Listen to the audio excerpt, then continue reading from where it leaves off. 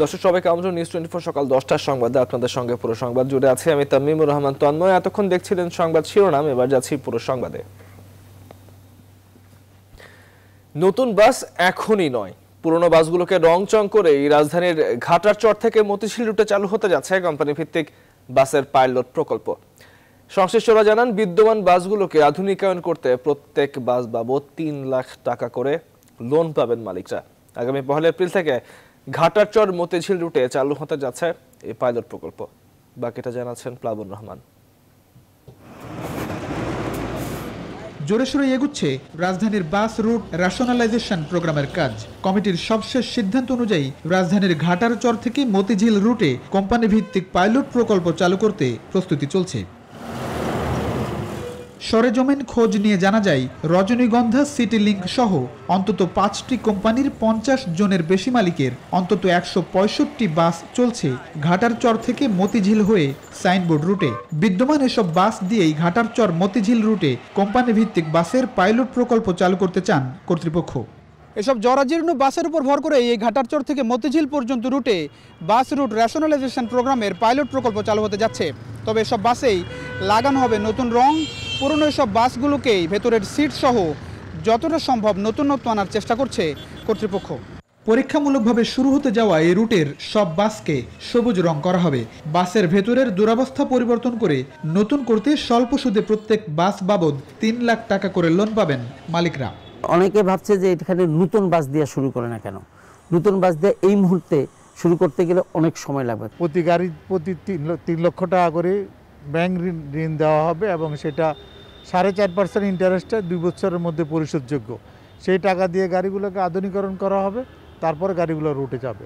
Bus route rationalisation প্রোগ্রামে প্রত্যেক চালক হেল্পারকে নিয়োগপত্র দেওয়ার কথা থাকলেও পাইলট প্রকল্পে তেমনটা হবে কিনা এখনো নিশ্চিত না। তবে পাইলট প্রকল্প চালুর আগে এই রুটে বাস স্টপেজ টিকিট কাউন্টার করে দিচ্ছে 2 সিটি কর্পোরেশন। কোম্পানি যদিও full fledged joint stock company হচ্ছে না, তারপরেও শ্রমিকদেরকে, ড্রাইভারদেরকে অ্যাপয়েন্টমেন্ট দিতে হবে, তাদেরকে বেতন ভিত্তিক চালাতে হবে, তাদের ড্রেস কোড থাকবে। এখনো ডেইলি বেসিসে আমরা আগে আপাতত শুরু করব, পরবর্তী পর্যায়ে ওইটাকে আমরা মান্থলি বেসিসে নিয়ে যাব। এমন সিদ্ধান্তে খুশি ঘাটারচর রুটের পরিবহন শ্রমিক যাত্রীরা। কথা কাজের মিল দেখতে মুখিয়ে তারা। মালিকও পয়সা পাবে, সব দিক দিয়ে সুবিধা হইব। সরকার যদি যেভাবে বলতেছে কাজটা যদি সেভাবে হয়, সরকারের ছত্রছায়ায় থাকাই ভালো। বাসের পিরাপিরি তো এক কোম্পানি হলে ভালো হয়। সব মিলিয়ে পাইলট প্রকল্প কতটা শৃঙ্খলা ফেরাতে পারে ঘাটারচর মতিঝিল রুটে তা দেখতে অপেক্ষায় থাকতে হচ্ছে আরও অন্তত 4 মাস। প্লাবন রহমান, নিউজ 24, ঢাকা। রাজশাহী শহর থেকে প্রায় 10 কিলোমিটার দূরের চরখানপুর গ্রামের মানুষ অনেক মৌলিক অধিকার থেকেই বঞ্চিত। এমনকি কয়েক বছর ধরে তারা পুলিশ কখনো চোখে দেখেনি। অভিভাবক হিসেবে শুধুমাত্র বিজিবিকেই চেনে তারা। এমন এলাকার সীমান্তে টহল ও নিরাপত্তা জোরদার করেছে বিজিবি। বিস্তারিত দেখুন মৌ খন্দকারের প্রতিবেদনের ক্যামেরায় ছিলেন লিটন বাবু। ভারত বাংলাদেশের সীমান্ত লাগোয়া গ্রাম চরখানপুর, যেখানে প্রায় 2500 মানুষের বসবাস। পদ্মা নদী দিয়ে বিচ্ছিন্ন এই গ্রামটিতে যাতায়াতের একমাত্র উপায় নৌকা। আশেপাশে হাট বাজার না থাকায় এখানকার বাসিন্দারা নির্ভরশীল রাজশাহী শহরের উপর। বর্ষাকালে নদীপথে যাতায়াত কিছুটা সহজ হলেও শুষ্ক মৌসুমে ভোগান্তির শেষ নেই। ভারতীয় সীমান্তের কিছু অংশ পাড়ি দিয়ে আসতে হয় খিদিরপুর খেয়াঘাটে। এর কিছুটা পথ নৌকায় ও পরে পায়ে হেঁটে রাজশাহী শহর। এখানে তো গাড়ি ঘোড়ার কোনো ব্যবস্থা নাই যে এখানে বিক্রি করে দেবে নিয়ে চলে যাবে। এখান থেকে যাই আমাদেরকে বিক্রি করতে হয়। আর সামান্য অল্প একটু জায়গা আছে, জায়গাটার মধ্যে আমাদের বাস করা খুব সমস্যা। বর্ডার এলাকায় বিজিবি না থাকলে আমরা থাকতে পারবো না। তো সীমান্তবর্তী এলাকায় সাধারণ মানুষ যেন খুব সুন্দরভাবে জীবনযাপন করতে পারে, সেই জন্য বিজিবি তাদের এই টহল অব্যাহত রেখেছে।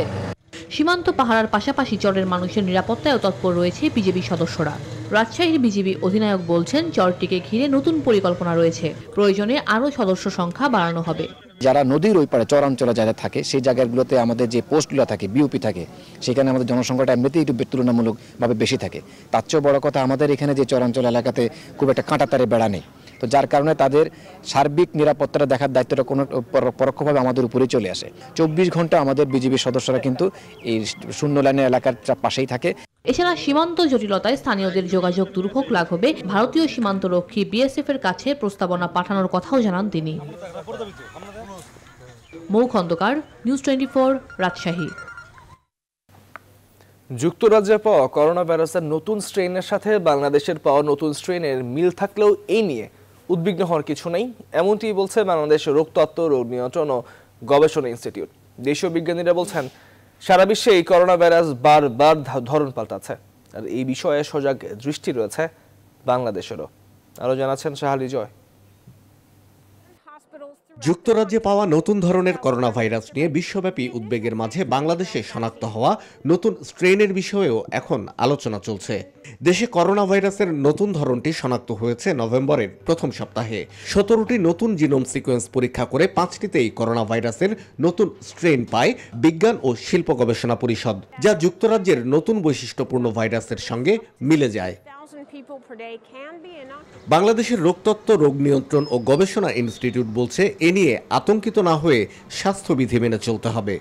বর্তমানে ইউকেতে বা সাউথ আফ্রিকাতে যে ভাইরাসটির নতুন ভেরিয়েন্ট দেখা যাচ্ছে, সেখানে কোথাও কোনো প্রমাণ নাই যে অনেক মানুষ মারা যাচ্ছে বা ডিজিজ অনেক বেশি মারাত্মক আকারে হচ্ছে, সেটা হচ্ছে না। কিন্তু এটা নর্মাল, যেটা আমাদের দেশে এরকম করোনা ভাইরাস হলে 80 থেকে 90% মানুষ ঘরে থেকে সুস্থ হয়ে যাচ্ছেন এবং মাইল্ড সাইন সিম্পটম হচ্ছে, সেরকমই ইংল্যান্ডও সেটাই হচ্ছে।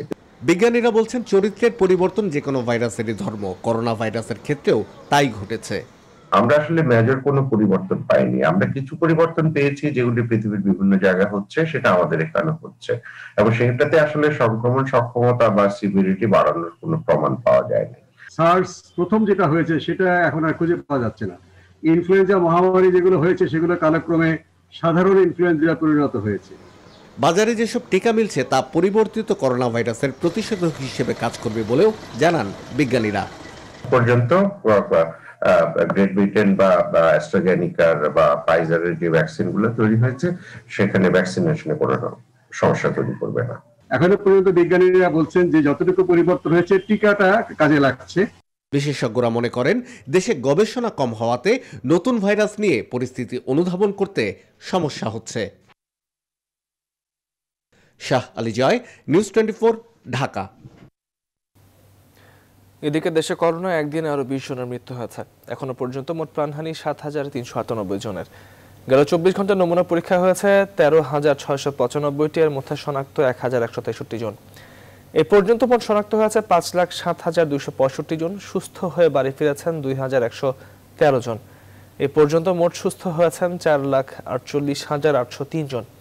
শুক্রবার স্বাস্থ্য অধিদপ্তরের প্রেস বিজ্ঞপ্তিতে সব তথ্য জানানো হয়।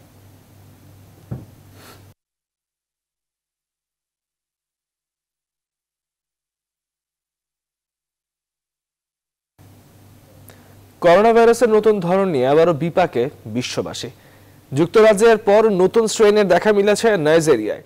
এদিকে সারা বিশ্বে বিমান যোগাযোগ বন্ধের পাশাপাশি লকডাউনে গেছে বহু দেশ। জারি হয়েছে বাড়তি স্বাস্থ্য সতর্কতা।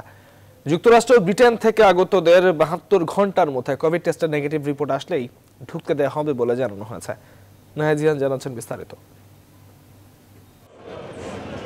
যুক্তরাষ্ট্রে প্রতিদিন গড়ে প্রায় 2 লাখ মানুষ আক্রান্ত হচ্ছে করোনা ভাইরাসে। এই অবস্থায় অচিরেই দেশটির মোট সংক্রমণ 2 কোটি পার করবে বলে আশঙ্কা। এমন অবস্থায় যুক্তরাজ্যে নতুন ধরনের করোনা ভাইরাসের প্রকোপে সোমবার থেকে ভ্রমণ সতর্কতা জারি করতে যাচ্ছে যুক্তরাষ্ট্র। ব্রিটেন থেকে আগতদের 72 ঘন্টার মধ্যে করোনা টেস্টে নেগেটিভ না আসলে যুক্তরাষ্ট্রে প্রবেশ করতে দেয়া হবে না বলে জানিয়েছে কর্তৃপক্ষ। একইভাবে চীনের বাইরে ভ্রমণকারীদের জন্য 21 দিনের কোয়ারেন্টাইন বাধ্যতামূলক করেছে হংকং। করোনার নতুন ধরন শনাক্তের পর বাড়তি সতর্কতা হিসেবে শুক্রবার থেকে নতুন এই নিয়ম কার্যকর হয়েছে। এ সময় ভ্রমণকারীদের কোয়ারেন্টাইনের জন্য নির্ধারিত হোটেলেই থাকতে হবে বলে জানানো হয়েছে। এছাড়া আগামী 21 দিন দক্ষিণ আফ্রিকায় অবস্থান করেছেন এমন কারো হংকংয়ে প্রবেশের উপর নিষেধাজ্ঞা জারি করা হয়েছে। ভাইরাসের নতুন স্ট্রেনটি মূল ভাইরাস থেকে 70% বেশি সংক্রামক বলে জানিয়েছেন বিশেষজ্ঞরা। দক্ষিণ আফ্রিকার পর ভাইরাসটির সন্ধান মিলল নাইজেরিয়ায়। বৃহস্পতিবার বিষয়টি নিশ্চিত করে আফ্রিকান রোগ শনাক্তকরণ ও নিয়ন্ত্রক সংস্থা। অন্যদিকে ক্রিসমাসের আগে ইউরোপের বিভিন্ন দেশে লকডাউন জারি হলেও অন্যান্য দেশগুলোতে ব্যাপকভাবে চলছে ক্রিসমাস শপিং ও অনুষ্ঠান। ব্রাজিলে একদিনে নতুন করে 60,000 সংক্রমিত হলেও কমেনি উৎসবের কেনাকাটা। নাহিদ জিহান, নিউজ 24। চলতি বছরের শেষে ব্যাপকভাবে ভ্যাকসিন সরবরাহ শুরু হয়েছে বিশ্বের বিভিন্ন দেশে। ফাইজারের করোনা টিকার প্রথম চালান পৌঁছে গেছে কোস্টারিকা ও চিলিতে একই দিনে টিকাদান কর্মসূচি শুরু করেছে সার্বিয়াও। আর আর্জেন্টিনায় পৌঁছে গেছে রাশিয়ার স্পুটনিক 5 ভ্যাকসিনের প্রথম চালান। এদিকে নতুন শনাক্ত হওয়া করোনা ভাইরাসের বিরুদ্ধেও ভ্যাকসিনগুলো কার্যকর ভূমিকা রাখবে বলে এখনো প্রত্যাশা করছেন বিশেষজ্ঞরা। নিবিড় আমিনের ডেস্ক রিপোর্ট। বিশ্বের বিভিন্ন দেশে একযোগে ভ্যাকসিন সরবরাহ শুরু করেছে মার্কিন ফার্মাসিউটিক্যাল কোম্পানি ফাইজার। বুধবার কোস্টারিকায় পৌঁছানোর পর বৃহস্পতিবার থেকেই টিকাদান শুরু করে দিয়েছে দেশটি। আগামী সপ্তাহে 10,725 ডোজের পরবর্তী চালান প্রত্যাশা করছে তারা। বৃহস্পতিবার ফাইজার ভ্যাকসিনের 10,000 ডোজের প্রথম চালান পৌঁছেছে চিলিতেও। আর টিকা হাতে পেয়েই মারাত্মকভাবে সংক্রমিত এলাকার স্বাস্থ্যকর্মীদের শরীরে তা প্রয়োগ শুরু করেছে কর্তৃপক্ষ। 24 তারিখ থেকে তৃতীয় ইউরোপীয় দেশ হিসেবে টিকাদান কর্মসূচি শুরু করেছে সার্বিয়াও। প্রথম ইউরোপীয় প্রধানমন্ত্রী হিসেবে বৃহস্পতিবার টিকা নিয়েছেন দেশটির প্রধানমন্ত্রী অ্যানা ব্র্যানাবিক। কুয়েতেও টিকাদান শুরুর পর ভ্যাকসিন নিয়েছেন প্রধানমন্ত্রী Sheikh Sabah Khaled Al Hamad Al Sabah. Latin আমেরিকার মেক্সিকোতেও ব্যাপক পরিসরে চলছে ভ্যাকসিন প্রয়োগ। আর্জেন্টিনাতে পৌঁছেছে রাশিয়ার স্পুটনিক 5 ভ্যাকসিনের 3 লাখ ডোজের প্রথম চালান। খুব শিগগিরই টিকাদান শুরু করবে তারা। আর নিজ দেশের 1,60,00,000 মানুষের জন্য জনসন অ্যান্ড জনসন ও ফাইজার ভ্যাকসিন আমদানি করতে যাচ্ছে দক্ষিণ কোরিয়া। এদিকে নতুন শনাক্ত হওয়া করোনা মোকাবেলাতেও অনুমোদিত ভ্যাকসিনগুলো কার্যকর হবে বলে প্রত্যাশা করছেন বিশেষজ্ঞরা।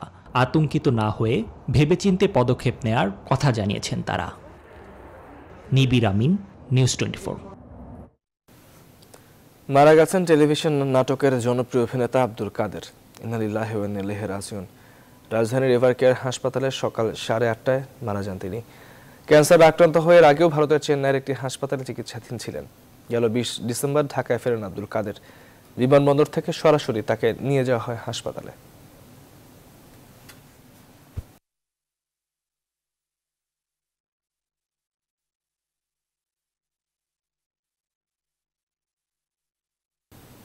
দর্শক, এই মুহূর্তে এভারকেয়ার হাসপাতালের সামনে অবস্থান করছেন আমাদের সহকর্মী রিশাদ হাসান। সরাসরি যুক্ত হচ্ছে তার সঙ্গে। রিশাদ, সাংস্কৃতিক অঙ্গনের জন্য একটা ক্ষতি হয়ে গেল। সাংস্কৃতিক অঙ্গনের কাউকে দেখতে পাচ্ছেন কিনা আপনি হাসপাতালে?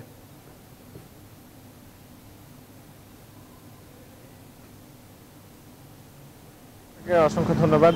আপনি জানেন যে আসলে এমন একজন মানুষের মৃত্যু হলো, তিনি একজন শক্তিমান অভিনেতা, তিনি একজন মঞ্চ অভিনেতা, তিনি একজন নাট্য অভিনেতা এবং তিনি একাধারে খুবই শক্তিমান একজন অভিনেতা, যিনি বদি ভাই নামে বেশি পরিচিত, কিন্তু তারপরেও তার নাম আব্দুল কাদের। তিনি মারা গেলেন আজ সকাল 8:20 এবং ক্যান্সারজনিত জটিলতায় তার মৃত্যু হয়েছে বলে এখন পর্যন্ত তার পরিবারের সদস্যরা নিশ্চিত করেছেন। এবং সেই সঙ্গে আমরা যদি একটু ঘটনার পেছন থেকে যদি বর্ণনা করি, তিনি 8 ডিসেম্বর ভারতের চেন্নাইতে চিকিৎসার জন্য যান এবং সেখানে 15 ডিসেম্বর চিকিৎসক দল সেখান থেকে জানান তার পরিবারকে যে তিনি ক্যান্সারে আক্রান্ত এবং তার দেহে এরই মধ্যে সারা শরীরে এই ক্যান্সার ছড়িয়ে পড়েছে। এবং তারপর কিন্তু আসলে শারীরিক অবস্থা খুবই দুর্বল থাকার কারণে তাকে কেমোথেরাপি না দিয়ে বাংলাদেশে নিয়ে আসা হয় 20 ডিসেম্বর এবং সেখান থেকেই তাকে সরাসরি নিয়ে আসা হয় এই রাজধানীর এভারকেয়ার হাসপাতালে। এখানে তিনি আইসিইউতে নিবিড় পরিচর্যা কেন্দ্রে ছিলেন এবং পরিচর্যায় থাকাকালীন সময়ে আজ সকালে ক্যান্সার জটিলতায় তার মৃত্যু হয়। এবং সেই সঙ্গে আমরা যদি তার বর্ণাঢ্য ক্যারিয়ার যেটিকে বলা হয় সেখানে যদি অভিনয় জীবন, সেখানে তিনি হুমায়ুন আহমেদের রচিত কোথাও কেউ নেই নাটক, সেই বিখ্যাত নাটক যেখানে বদি চরিত্রে তিনি অভিনয় করেছিলেন এবং এই বদি চরিত্র এবং কোথাও কেউ নেই নাটক এটি নিয়ে আসলে জনমনে যে এক বিশাল বিপ্লবের সৃষ্টি হয়েছিল, মিথ্যের কাছে পরাজিত না হওয়ার যে মিছিল সৃষ্টি হয়েছিল, সেখানে খল চরিত্রে অভিনয় করবার কারণে কিন্তু তাকেও কিন্তু সে সময় জনসাধারণের রোষানলের মুখে পড়তে হয়েছিল। কিন্তু পরবর্তীতে আসলে সেখান থেকে তিনি উতরে যান এবং পরবর্তীতে তিনি থিয়েটার নামক একটি নাট্য দলে তিনি কাজ করেছেন এবং 30টিরও বেশি সেখানকার প্রযোজনা নাটকে তিনি অভিনয় করেছেন, যার ভেতরে একই সঙ্গে মেরাজ ফকিরের মা, 2 বোন সহ আরও বেশ কিছু নাটক রয়েছে, উল্লেখযোগ্য নাটক, যেসব জায়গায় তিনি কাজ করেছেন। এবং মঞ্চে তিনি একজন শক্তিশালী শক্তিমান অভিনেতা, একই সাথে তিনি টেলিভিশন স্ক্রিনে কিন্তু খুবই চমৎকার অসামান্য অভিনেতা এবং সেই সঙ্গে তিনি চলচ্চিত্রে অভিনয় করেছেন। সব কিছু মিলিয়ে কিন্তু আসলে তার যে বর্ণাঢ্য ক্যারিয়ার, সেখানে কিন্তু আসলে এক কথায় বলতেই হয় যে আসলে সাংস্কৃতিক অঙ্গনের জন্য একটি বড় ক্ষতি কিন্তু তার চলে যাওয়া। একই সঙ্গে এখানে এখনো পর্যন্ত যেহেতু কিছুক্ষণ আগেই মৃত্যুর যে ঘটনা সেটি ঘটেছে, তার আত্মীয় স্বজনরা এখানে রয়েছেন, কিছু আত্মীয় স্বজন রয়েছেন, যদিও আমরা এখনো ভেতরে যেতে পারিনি। ভেতরে যখন আমরা প্রবেশ করব তখন আসলে এই সম্পর্কে আরও বিস্তারিত জানতে পারবো তন্ময়। এবং তন্ময়, আরেকটি বিষয় সেটি হলো যে এই এভারকেয়ার হাসপাতালে থেকে আসলে তার মরদেহ পরবর্তীতে কোথায় নেওয়া হবে এবং দাফন কার্য এবং শ্রদ্ধা নিবেদনের জন্য আসলে কোথায় নেওয়া হবে, বিষয়গুলো এখনো পর্যন্ত বিবেচনাধীন রয়েছে। কিছুক্ষণের ভিতরে পারিবারিক যে সিদ্ধান্ত, সেই সিদ্ধান্ত শেষে পরবর্তীতে কিন্তু আসলে এই বিষয় সম্পর্কে আরও নিশ্চিতভাবে জানা যাবে। তন্ময়, ছিল আমার কাছে রাজধানী এভারকেয়ার হাসপাতালের সামনে থেকে সর্বশেষ। ফিরে যাচ্ছে আপনার কাছে স্টুডিওতে। তন্ময়। ইরশাদ হাসান, আপনাকে ধন্যবাদ আমাদের সঙ্গে এভারকেয়ার হাসপাতালের সামনে থেকে যুক্ত হওয়ার জন্য। ঢাকার দক্ষিণখান থানা এলাকায় অভিযান চালিয়ে ৭৫ কোটি টাকা মূল্যের সাপের বিষ সহ আন্তর্জাতিক চোরাচালান চক্রের ৬ সদস্যকে গ্রেপ্তার করেছে র্যাব। গ্রেপ্তার ব্যক্তিদের কাছে কাচের জারে ৮ কেজি ৯৬ গ্রাম সাপের বিষ পাওয়া যায়। এর আনুমানিক মূল্য ৭৫ কোটি টাকা। র্যাবের উপস্থিতি টের পেয়ে চোরা কারবারিরা দৌড়ে পালানোর চেষ্টা করে এ সময় ৬ সদস্যকে গ্রেপ্তার করে র্যাব।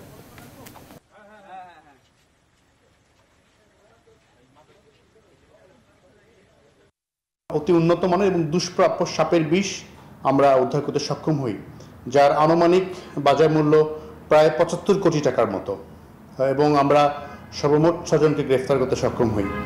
বহির্দেশে অর্থাৎ পার্শ্ববর্তী দেশে পাচারের উদ্দেশ্যেই তারা এই ধরনের নিষিদ্ধ সামগ্রীগুলো সব সমন্বিত করেছিল। করোনা কালের স্থবিরতা কাটিয়ে ঘর গোছাতে ব্যস্ত হয়ে উঠেছে আওয়ামী লীগ। বিভিন্ন জেলা উপজেলায় সম্মেলন এবং সম্মেলন হয়ে যাওয়া জেলার পূর্ণাঙ্গ কমিটি দেওয়ার কাজ চলছে এই মুহূর্তে। অঙ্গ ও সহযোগী সংগঠন সহ উপকমিটির পূর্ণাঙ্গের কাজও শেষ করে ফেলেছে ক্ষমতাসীনরা। একই সাথে উপজেলা ও পৌর নির্বাচনের প্রচার কাজে ব্যস্ত সময় পার করছেন দলের কেন্দ্রীয় নেতারা। তৌফিক মাহমুদ মুন্নার রিপোর্টে বিস্তারিত। করোনার কারণে চলতি বছরের মার্চের পর থেকেই সাংগঠনিক কর্মকাণ্ডে অনেকটাই ভাটা পড়ে ক্ষমতাসীন দল আওয়ামী লীগে। তবে দেশব্যাপী ত্রাণ বিতরণ, ধান কাটা সহ অন্য কাজে কাটে ব্যস্ত সময়। করোনাকালে এ পর্যন্ত প্রায় ৭০০ নেতাকর্মী মারা গেছে আওয়ামী লীগের। সামাজিক দূরত্ব বজায় রেখে জেলা উপজেলা সম্মেলন, নির্বাচনী প্রচারণা, সম্মেলন হওয়া ইউনিটগুলোর পূর্ণাঙ্গ কমিটির গঠন সহ নিজেদের ঘর গোছাতে সর্বোচ্চ সময় দিচ্ছে দলটির সাংগঠনিক ৮টি টিম। এমনটাই বললেন দলের কেন্দ্রীয় নেতারা। হাজার হাজার মানুষকে জড়ো করে সম্মেলন করিনি, কিন্তু সম্মেলনের প্রস্তুতি গ্রহণ করেছি। আমরা ঘরোয়াভাবে বসে সম্মেলনের প্রস্তুতি নেওয়া হচ্ছে এবং ইতিমধ্যে কয়েকটা সম্মেলন আমি নিজে গিয়েছিলাম কালিয়াকৈরের উপজেলা আওয়ামী লীগের সম্মেলনে। ৮টা টিম গঠন করা হয়েছে। সেই টিমগুলি তাদের নিজের নিজের এলাকায় আমরা কাজ শুরু করেছি। জেলা উপজেলা পৌরসভাগুলোতে আমরা ঘুরে বেড়াচ্ছি। যদিও করোনাকালীন সময়ে অনেক সীমাবদ্ধতা আছে, সে কারণে আমরা স্বাস্থ্যবিধি মেনে, স্বাস্থ্য সুরক্ষা বিধির অনুশাসনগুলোকে আমরা মেনে আমরা কাজ করতেছি। সম্মেলন সহ পূর্ণাঙ্গ কোনো কমিটিতে কোনোভাবে যেন অনুপ্রবেশকারী আসতে না পারে সে বিষয়ে সতর্ক কেন্দ্র। আমাদের দলে কিছু কিছু নেতাকর্মী যাদের মধ্যে অনেকে অনুপ্রবেশকারী, তারা অন্যান্য দল থেকে দলে যোগদান করে এমন এমন কাজ করেছে যাতে দলের ভাবমূর্তি ক্ষুণ্ণ হয়েছে। সুতরাং আমরা এখন এই ব্যাপারে, সার্বিক ব্যাপারে, দলীয় শৃঙ্খলার ব্যাপারে, অনিয়মের সাথে যুক্ত হওয়ার ব্যাপারে, তাদের ব্যাপারে আরো শক্ত অবস্থান নিয়েছি। আমাদের সংগঠনের ভিতরে যারা বিভিন্নভাবে অনুপ্রবেশ করেছে তাদেরকে আমরা তালিকা অনুযায়ী বের করে দিই। এরপরও যদি কোনো অনুপ্রবেশকারী থাকে ধরা পড়ে, আমরা তাকে দল থেকে আমরা বের করে দিই। এটা আমাদের দলের নেত্রী বঙ্গবন্ধু কন্যা শেখ হাসিনার নির্দেশ। মার্চের মধ্যে মেয়াদোত্তীর্ণ সব জেলা উপজেলা সম্মেলন শেষ করার জন্য কেন্দ্র থেকে নির্ধারিত ৮ বিভাগের ৮টি টিমের দায়িত্বপ্রাপ্তরা ছুটে বেড়াচ্ছেন দেশব্যাপী। তৌফিক মাহমুদ মুন্না, নিউজ 24, ঢাকা। কমিটি ও সাংগঠনিক শক্তি পুনর্গঠন এবং গণতন্ত্র পুনরুদ্ধারের আন্দোলনে সফল হতে সবচেয়ে বেশি প্রয়োজন রাজপথের শীর্ষ নেতাদের এক কাতারে অবস্থান করা। এমনটা মনে করেন দলটির তৃণমূল নেতারা। যদিও বিএনপির স্থায়ী কমিটির সদস্যরা দলে সংকটের কথা স্বীকার করলেও তৃণমূলের এই বক্তব্যের সঙ্গে একমত নন। তৌহিদ শান্তর প্রতিবেদন। হেফাজতে ইসলামের মহাসচিব আল্লামা নূর হোসেন কাশেমির জানাজার দিনে 14 ডিসেম্বর সকাল 10টার দিকে হঠাৎ করেই সরকার পতনে রাজপথে অবস্থানের ডাক দেন বিএনপির একজন ভাইস চেয়ারম্যান। ওই দিনের আগে ও পরে 3 দিনে প্রেস ক্লাব এবং ডিপ্লোমা ইঞ্জিনিয়ার্স ইনস্টিটিউশন মিলনায়তনে সরকার পতনে বেশ কড়া কড়া বক্তব্য রাখেন বিএনপি এবং দলটির শুভাকাঙ্ক্ষী এমন বেশ কয়েকজন নেতা। যুদ্ধে অংশগ্রহণ করেছে সেই রক্ত বাস্তব। 14 ডিসেম্বর বিকেলে ভাইস চেয়ারম্যান শওকত মাহমুদ এবং আরেক ভাইস চেয়ারম্যান মেজর হাফিজকে শোকজ করে বিএনপি। সরকার পতনের আন্দোলনের ডাক আর সরকার বিরোধী বক্তব্য দেয়া বিএনপি নেতাদের জন্য দলীয় শৃঙ্খলা ভঙ্গের কারণ হয় কি, এ নিয়ে বেশ বিভ্রান্তিতে পড়েন তৃণমূল নেতারা। যদিও ওই আন্দোলন নিয়ে কোনো মন্তব্য করতে চান না এই নেতারা। তবে তৃণমূলের নেতারা মনে করেন শীর্ষ নেতাদের ভেদাভেদ ভুলে রাজপথে নামা উচিত। মানে সামনে থেকে উপস্থিত থাকতে না পারলে যতই হোক না হোক নেতাকর্মীদেরকে উজ্জীবিত করা যায় না। একটাই প্রবলেম আমরা যেটা দেখি তৃণমূল থেকে, এটা বিএনপি নীতি নির্ধারকদেরকে এক কাতার এক সারিতে রাজপথে দাঁড়াতে হবে, তাহলে তৃণমূল সেভাবে ঝাঁপিয়ে পড়বে। যারা একটু অভিজ্ঞ আছে, প্রবীণ আছে এবং স্থানীয় ঢাকার লোকদেরকে যদি নেতৃত্ব প্রোভাইড করা যায়, সেক্ষেত্রে দল অনেক বেশি ইউটার্ন নিয়ে দাঁড়াবে। সমন্বয়ের একটা অভাব, আর সেকেন্ড থিং যেটা সমন্বয় করতে গিয়ে যেই পরিবেশটা দরকার সেই পরিবেশের একটা বাধা আছে। আর শীর্ষ নেতারা বলছেন পথে নামার তাড়াহুড়ো নেই, সঠিক সময় ও কৌশলের জন্যই অপেক্ষা করছে বিএনপির হাইকমান্ড। সংগঠনের দরকার আছে আন্দোলন পরিচালনার জন্য, জনগণের স্বতঃস্ফূর্ত অংশগ্রহণের জায়গাটা নিশ্চিত করা, এবং গণতান্ত্রিক আন্দোলন তো গণতান্ত্রিক পরিবেশ লাগবে। জনগণের ভাষা বুঝে যদি জনগণের মনের কথা যে বলবে তার নেতৃত্বে কিন্তু আন্দোলন সফল হবে। কমিটি পুনর্গঠন করে সাংগঠনিক শক্তি জোরালোর মাধ্যমেই আগামীর আন্দোলনের সফলতা দেখছেন অন্যতম এই শীর্ষ নেতা। তৌহিদ শান্ত, নিউজ 24, ঢাকা। রাজধানীর আজিমপুর স্টাফ কোয়ার্টারে রুমানা ইয়াসমিন নামে আনসার বাহিনীর এক সহকারী পরিচালকের মৃত্যুর ঘটনা ঘটেছে। শুক্রবার রাত 10টার দিকে কোয়ার্টারের একটি সাবলেট বাসা থেকে প্রতিবেশীরা তাকে অচেতন অবস্থায় উদ্ধার করে ঢাকা মেডিকেলে আনেন। পরে কর্তব্যরত চিকিৎসক তাকে মৃত ঘোষণা করে। প্রাথমিক তদন্তে ওই নারীর আত্মহত্যা করেছে বলে জানিয়েছে পুলিশ। লালবাগ থানা পুলিশের তদন্ত কর্মকর্তা জানান, গাজীপুরে কর্মরত ওই নারী ঘটনার সময় আজিমপুরের বাসাটিতে একাই ছিলেন। পারিবারিক কলহের জেরে তিনি আত্মহত্যা করেছেন এমন সন্দেহ মৃতের স্বজনদের। 37তম বিসিএস আনসার ক্যাডারে সহকারী পরিচালক হিসেবে প্রশিক্ষণে থাকা রুমানা ইয়াসমিন ঢাকা বিশ্ববিদ্যালয়ের পুষ্টি বিজ্ঞান বিভাগের শিক্ষার্থী ছিলেন। রুমানার গ্রামের বাড়ি বগুড়ার কাহালুতে। মৃত্যুর প্রকৃত রহস্য উদ্ঘাটনে রুমানার ময়নাতদন্ত করা হবে বলে জানায় পুলিশ। এখানে তাদের অফিসাররা আছেন, বললেন যে যেহেতু সে একটা জব করে তাদের দায়িত্ব আছে, রিলেটিভ কেউ থাকলে যদি কেউ মামলা করে তার পরবর্তী পর্যায়ে এটাতে আপনার পোস্টমর্টেম হবে, দেন আপনার রেজাল্ট সে সুইসাইড করেছে নাকি এটা অন্য কোনো ইয়ে হয় সেটা জানা যাবে। আত্মীয় স্বজনের মধ্যে জানতে পারলাম যে পারিবারিক একটু কলহ আছে, কলহের জের ধরে গলায় ফাঁস দিয়ে আত্মহত্যা করছে। তো এটা পোস্টমর্টম রিপোর্ট পাইলে হয়তো পরবর্তীতে আমরা জানতে পারি, তদন্ত সাপেক্ষে বলা যাবে মূল ঘটনাটা কি করছে। নিউজ 24 সকাল 10টার সংবাদের পর্যায়ে নিচ্ছি একটি বিরতি, সঙ্গেই থাকুন। বিরতির পর স্বাগত আর একবার আপনারা দেখছেন নিউজ 24 সকাল 10টার সংবাদ। পৌষের হাড় কাঁপানো শীত জেঁকে বসেছে উত্তরের জেলাগুলোতে। ঘন কুয়াশার সাথে বইছে হিমেল বাতাস। শীতের প্রকোপ বেড়ে যাওয়ায় হাসপাতালগুলোতে বাড়ছে বয়স্ক ও শিশুদের শ্বাসকষ্ট, ডায়রিয়া সহ ঠান্ডাজনিত নানান রোগ। নওগাঁর 11 উপজেলার হাসপাতালগুলোতে প্রায় 200 রোগী ভর্তি হয়েছে। আবুল আখতার রানার তথ্যচিত্রে ডেস্ক রিপোর্ট। গেল সপ্তাহের শৈত্যপ্রবাহের রেশ কাটেনি এখনো। দিনে সূর্য উঠলেও রাতে তাপমাত্রা কমে যায় পঞ্চগড়ে। তবে শনিবার সকাল থেকে আবারও শুরু হয়েছে হিমেল বাতাস। আবহাওয়া অফিস বলছে রোববার থেকে উত্তরাঞ্চল সহ দেশের বিভিন্ন স্থানে বয়ে যাবে শৈত্যপ্রবাহ। নওগাঁয় গত এক সপ্তাহ ধরে বিরাজ করছে ঠান্ডা আবহাওয়া। দুপুরে রোদের দেখা মিললেও সন্ধ্যার আগেই ঘন কুয়াশায় ছেয়ে যায় আশপাশ। জরুরি প্রয়োজন ছাড়া ঘর থেকে বের হচ্ছেন না কেউ।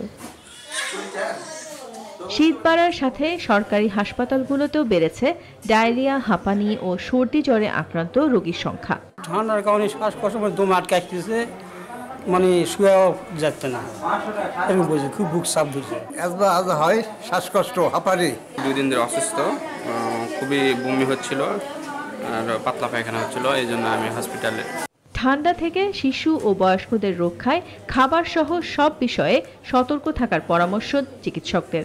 সব পেশেন্টদেরকে আমরা ম্যানেজ করার পাশাপাশি করোনা ভাইরাস বা কোভিড-19 সম্পর্কে আমরা তাদেরকে পরামর্শ দিচ্ছি কীভাবে তারা থাকবেন, কীভাবে তারা এই রোগ থেকে বেঁচে থাকবেন।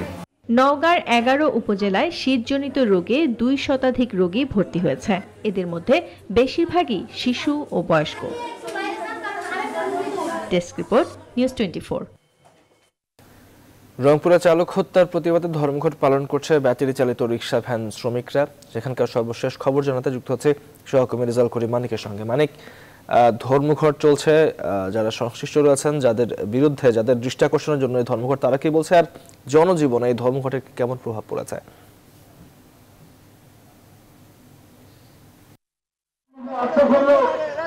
তন্ময়, আপনাকে ধন্যবাদ।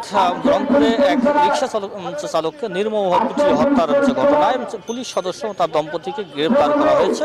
আরও রয়েছে 2 জন আসামি। তাদের গ্রেপ্তারের দাবিতেই রংপুর মহানগর রিক্সা ভ্যান ব্যাটারি চালিত অটো রিক্সার যে শ্রমিক ইউনিয়ন রয়েছে তারা সকাল থেকে ধর্মঘট পালন করছে। এই বিষয়ে কথা বলার জন্য একটু এই ইউনিয়নের যিনি সাধারণ সম্পাদক রয়েছে শ্যামল তার সাথে কথা বলতে চাই। আপনাদের আজকে ধর্মঘটের মূল দাবিটা কি?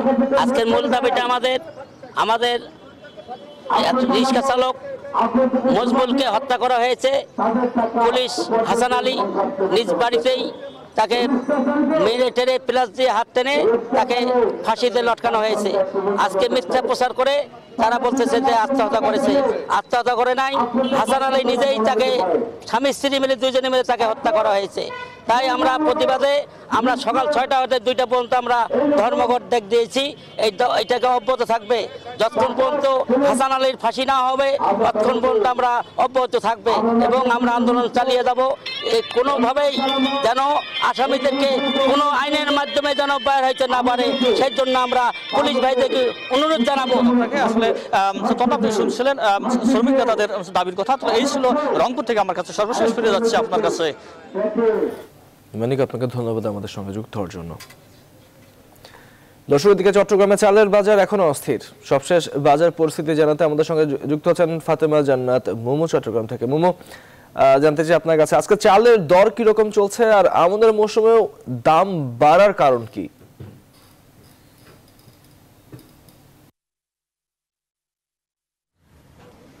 ধন্যবাদ তন্ময়। আমি আছি চট্টগ্রামের পাহাড়তলি। এটি হচ্ছে চট্টগ্রামের জন্য সবচেয়ে বড় একটি চালের মোকাম। এখানে এসে আমরা যে তথ্যটি জানতে পেরেছি সেটি হচ্ছে গত 15 দিন ধরে কিন্তু দফায় দফায় বাড়ছে চালের দাম। আমনের ভরা মৌসুম থাকার পরও চালের দর কমছে না, বাড়ছে। কোনো চালই আসলে মিলছে না 60 টাকার নিচে। তো যেই চাল আড়তদার আছেন তারা বলছেন মিল মালিকদের কারসাজির কারণে এবং চাল নিয়ে চালবাজির কারণে আসলে দাম নিয়ন্ত্রণ করা সম্ভব হচ্ছে না। আমার সাথে আছেন বণিক সমিতির সাধারণ সম্পাদক এম নাজিম উদ্দিন। আমরা তার সাথে একটু কথা বলতে চাই, কেন চালের দাম নিয়ন্ত্রণ করা যাচ্ছে না, এর উপায় কি? এখানে আমি আগেও বলছিলাম, এখানে ধন্যবাদ। এখানে হলো যে যেটা মিল মালিক এবং মিল মালিকের একটা কারসাজি আছে, আর এখানে কিছু মধ্যস্বত্বভোগী আছে যারা মজুদদার, তারাই কারসাজি। আর তৃতীয় হলো যে এখানে কিছু আমাদের ফুডগ্রেন লাইসেন্স ছিল আগে, এখন আমাদের ফুডগ্রেন লাইসেন্স নাই, যার জন্য যে কোনোখানে যে কোনো মোকামে যে কোনো বাজারে এখন হাজার হাজার লক্ষ লক্ষ বস্তা চাল স্টক করে, যার জন্য এখন সরকারের নিয়ন্ত্রণ থেকে পাবলিক নিয়ন্ত্রণে চলে গেছে খাদ্যের মার্কেটটা। যদি এই মুহূর্তে সরকারে যদি এখন। ধন্যবাদ আপনাকে তন্ময়।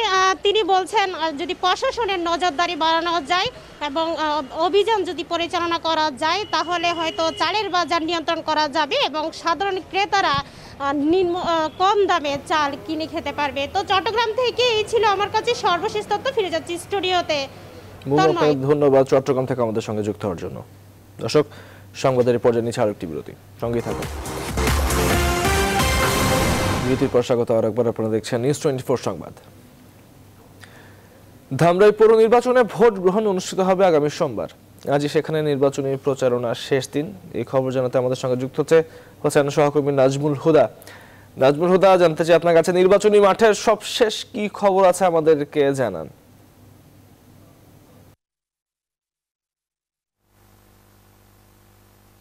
ধন্যবাদ তন্ময়। আমি এই মুহূর্তে রয়েছি ধামরাইয়ের ইসলামপুরে। আপনি জানেন যে আগামী 28 তারিখ কিন্তু নির্বাচন অনুষ্ঠিত হতে যাচ্ছে ধামরাই পৌরসভার। এরই মধ্যে কিন্তু প্রার্থীদের মধ্যে কিন্তু আজকে এবং সকালে এবং গত রাতে কিন্তু আপনি দফায় দফায় কিন্তু দুইটি ওয়ার্ডে কিন্তু আপনি দেখছেন যে মারামারি হয়েছে এবং সংঘর্ষ হয়েছে এবং ভোট প্রচারণা যেতে যেয়েই কিন্তু আসলে এত কিছু হয়েছে। এবং এর মধ্যে আপনি দেখছেন যে আমরা একটু কথা বলতে চাই, যে সরাসরি প্রার্থীর সঙ্গে একটু কথা বলতে চাই, আপনার সাথে একটু কথা বলতে চাই। এখানে তো আজকে তো নির্বাচনের প্রচারণা শেষ মুহূর্তে রয়েছে, পৃথক দুটি ঘটনা আমরা দেখেছি, প্রার্থীদের মধ্যে মারামারি হয়েছে, কেন আসলে মারামারি? ধন্যবাদ আপনাকে। আসলে আমি খুব শান্তিপ্রভাবে নির্বাচন করতেছি। এই তো আমার জন্য শেখ হাসিনা আমার ধামরাইতে পৌরসভার মেয়র নৌকা প্রতীক দিয়েছে, তার জন্য আমি কাজ করতেছি। গতকালকে রাত্রে 1টার সময় অতর্কিতভাবে এখানে আমার প্রতিনিধি প্রার্থী যিনি, সে এসে আমাকে এখানে লোকজন নিয়ে কিছু বিএনপি গুন্ডা বাহিনী নিয়ে সে আমাকে এখানে ধাওয়া করেছে। তো ইতিমধ্যেই আমরা যতটুকু জেনেছি সে আমাদের সঙ্গে যুক্ত হচ্ছিল আমাদের সহকর্মী নাজমুল হুদা। এবারে ফার্স্ট সিকিউরিটি ইসলামী ব্যাংক অর্থ বাণিজ্য সংবাদ। সপ্তাহের ব্যবধানে ঢাকার বাজারে সবজি সহ বিভিন্ন তরি তরকারির দাম কমেছে, একই সঙ্গে দাম কমেছে মাছের বাজারে, তবে স্থিতিশীল রয়েছে মাংসের বাজার, বিক্রি হচ্ছে আগের দামেই। এদিকে বাজারে খুচরা ব্যবসায়ীরা জানান এখন উচ্চ মূল্যে স্থিতিশীল রয়েছে চালের বাজার।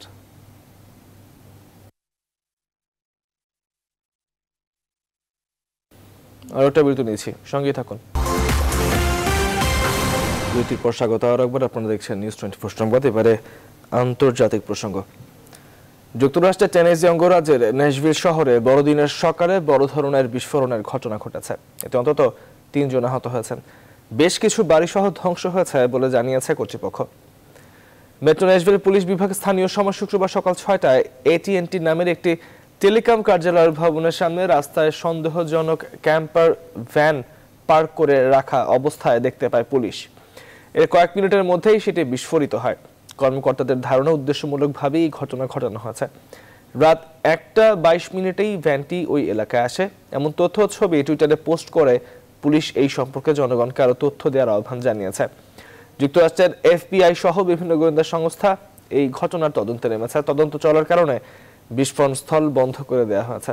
ভয়াবহ বিস্ফোরণে ওই এলাকায় শতাধিক বাড়িঘর ক্ষতিগ্রস্ত হয়েছে, অনেকে গাছপালা উপড়ে গেছে বলেও জানিয়েছে স্থানীয় গণমাধ্যম। দর্শক ছিল এখনকার আয়োজন, সঙ্গে থাকবার জন্য এতক্ষণ ধন্যবাদ সবাইকে।